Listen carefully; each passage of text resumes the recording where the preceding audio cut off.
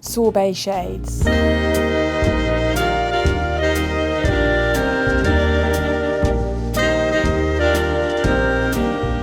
Last year was pastels and this year is sorbet shades, which sounds a little bit like we're telling you the same thing all over again, but it is actually different because pastels were a much more dense, kind of sugary colour. And sorbet shades is sorbet, it's much more watered down and pale and kind of icy. Now the other thing about sorbet shades is the look this summer at Burberry and Marni and quite a lot of the big catwalk shows was to put two or more of these colours together, so it looks a bit like that kind of ice cream parlour thing where you walk in and the colours look so pretty next to each other. I think the way to wear sorbet colours to avoid looking too much of a wedding guest, which can be a bit of a pitfall with this look, is to kind of ground it with some more earthy colours, some sort of normal colours. I mean, that's how they did it on the catwalk at Burberry. They had these beautiful, exquisite kind of mimosa yellow and lavender dresses, but worn with quite big, chunky brown belts over the top. So here we've got this kind of pretty yellow and dusty pink, but I'm just wearing navy trousers and black shoes and a brown belt. So it just kind of wearing it with some normal colours takes the edge off the prettiness a little bit, which is kind of makes it a little bit more wearable, I think. Now the first item on the rail is a pair of lavender trousers. Don't laugh. I mean, it's not that different. It's not that far away from a denim blue if you think about it. But I know people are very resistant to wearing any kind of colour of trouser. But I just think give it a go, really. I just think they're actually really quite fun, these. They're from Urban Outfitters and it really is a beautiful colour.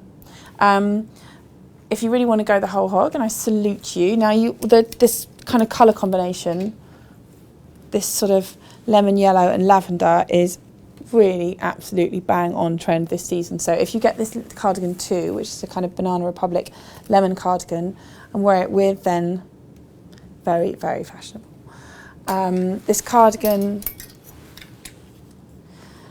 a cardigan like this is also actually a really easy, useful way to get into this kind of trend because you can wear that over, say, your normal jeans and a white t-shirt and doesn't feel like too much of a challenge, but you're kind of, you know, you're nodding to the trend, as we say.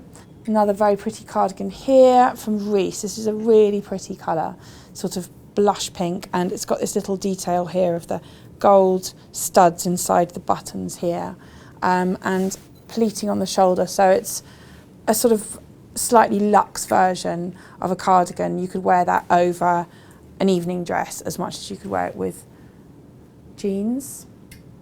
And this t-shirt here, which is really gorgeous colour and in a kind of cotton back but with a really proper silk front, which makes it kind of like an evening t-shirt, which is a bit of a trend that's coming through this season. I think we get a bit stuck in an idea of thinking if it's evening wear, you have to wear something sort of revealing on top, and that's just annoying because then, you know, you've got to do fake tan and tricep curls and sort of pain. So it's much easier if you can have like a t-shirt version of an evening look.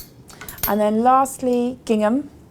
I'm just going to go on and on about gingham this summer until you start wearing it. I think this is a really pretty shirt. It does look a little bit like my school uniform dress, but I'm going to get over that and wear it because I think it's really lovely. Really tiny little gingham. You don't even really notice it's gingham until you look up close.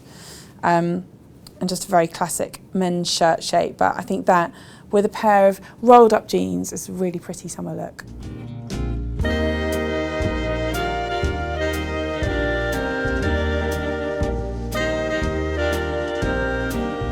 It's a little bit of a challenge to get your head around because it's not the sort of colour combination that most of us are used to wearing, you know, yellow with pink or something. It feels a bit silly.